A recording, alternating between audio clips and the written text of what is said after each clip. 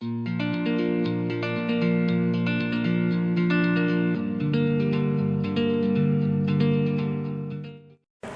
am R.S. Jangit. Welcome to my channel. Today I am going to teach you future perfect tense. As far as the recognition is concerned, in Hindi sentence there is चुका होगा, चुकी होगी, चुके होंगे, और आ होगा, ई होगी, ए होंगे, etc. And the voice of आ होगा, ई होगी, ए होंगे, etc. are used in this tense in Hindi sentence. As far as the helping verb is concerned, shall have and will have are used in this tense. Helping verb का जहाँ तक सवाल है, इसमें shall have और will have का प्रयोग करते हैं. Shall have is used with I and we, and will have is used with other subject than I and we. Shall have का प्रयोग करते हैं I और we के साथ, और will have का प्रयोग करते हैं अन्य सभी subjects के साथ. Third form of the verb is also used in this tense. Verb की third form का प्रयोग भी इस tense में करते हैं. फिर नोट लगा कि मैंने लिखा है कि इसमें दो कार्य एक साथ होते हैं. जो काम पहले होता है उसमें फ्यूचर परफेक्ट का प्रयोग करते हैं, तथा जो काम बाद में होता है उसमें प्रेजेंट सिंपल का प्रयोग करते हैं.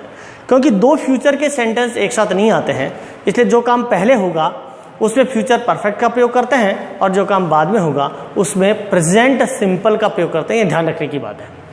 Now I am talking about the affirmative sentences. Affirmative sentences की बात कर रहा हूँ. अब मैं सकारात्मक वाक्यों की बात करते हैं. There is a pattern in these type of sentences. First of all subject, then helping verb, then third form of the verb, and then object. सबसे पहले सब्जेक्ट का प्रयोग करते हैं, उसके बाद हेल्पिंग वर्ब का प्रयोग करते हैं, उसके बाद वर्ब की थर्ड फॉर्म का प्रयोग करते हैं. For example, we shall have won the match. We shall have won the match. हम मैच जीत चुके होंगे. वी के साथ देखिए यूज किया आपने शैल हैव का, एंड थर्ड फॉर्म विन की थर्ड फॉर्म हो गई वॉन. तो we shall have won the match. He will have finish the book by then. वह बाय देन, बाय देन का मतलब होता है तब तक. ही will have finish the book by then. वह तब तक अपनी पुस्तक समाप्त कर चुका होगा. अब मैंने जब ये कहा है कि दो कार्य एक साथ होते हैं, इस तरह का सेंटेंस एक दे रहा हूं. The traveller will have reached the station before the train starts. देखिए मैंने लिखा starts. The traveller will have reached the station before the train starts. यानी ट्रेन के रवाना होने से पहले यात्री, ट्रेवलर कहते हैं यात्री को, यात्री स्टेशन पहुंच चुका होगा. अब यहां देखिए पहले यात्री स्टेशन पहुंचा या पहले ट्रेन स्टार्ट हुई. क्योंकि यात्री पहले स्टेशन पहुंचा, इसलिए उस टेंस, उस वाक्य को तो लेंगे अपन किसमें, फ्यूचर परफेक्ट में. और क्योंकि ट्रेन बाद में रवाना हुई, इसलिए उस सेंटेंस को अपन लेंगे प्रेजेंट सिंपल में. Now I am talking about the negative sentences. As far as the structure is concerned in these type of sentences, first of all subject, then shall and will, then not, then have, then third form of the verb, and in the end object. Negative sentence की जहां तक नकारात्मक वाक्यों की हम बात करते हैं, उनमें सबसे पहले सब्जेक्ट का, उसके बाद में शैल या विल का प्रयोग करते हैं, उसके बाद नॉट, उसके बाद हैव, उसके बाद वर्ब की थर्ड फॉर्म, और उसके बाद में अंत में ऑब्जेक्ट का प्रयोग करते हैं. फॉर एग्जाम्पल देखिए, I shall not have taken my bath by then. मैं तब तक स्नान नहीं कर चुका हूंगा. बाय देन का मतलब अभी मैं पहले बता चुका हूं, उसका मतलब होता है तब तक. They will not have packed their luggage by 10. They will not have packed their luggage by 10. वे अपना लगेज, अपना सामान 10 बजे तक, बाय 10 लिख दिया, इसका मतलब 10 बजे तक, वो 10 बजे तक अपना सामान जो है पैक नहीं कर चुके होंगे. Now I am talking about the interrogative sentences. अब हम बात करते हैं इंट्रोगेटिव सेंटेंसेस की, यानी प्रश्नवाचक वाक्यों की.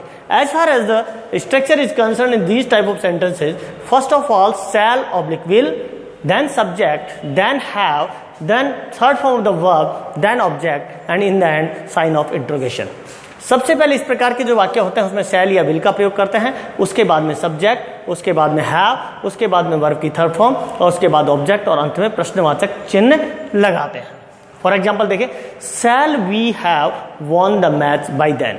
क्या हम तब तक मैच जीत चुके होंगे. Will they have packed their luggage by then. क्या वे तब तक जो है अपना सामान पैक कर चुके होंगे. Now I am talking about the interrogative negative sentences. As far as the structure is concerned in these type of sentences, first of all shall oblique will, then subject, then not, then have, then third form of the verb, then object, and in the end sign of interrogation.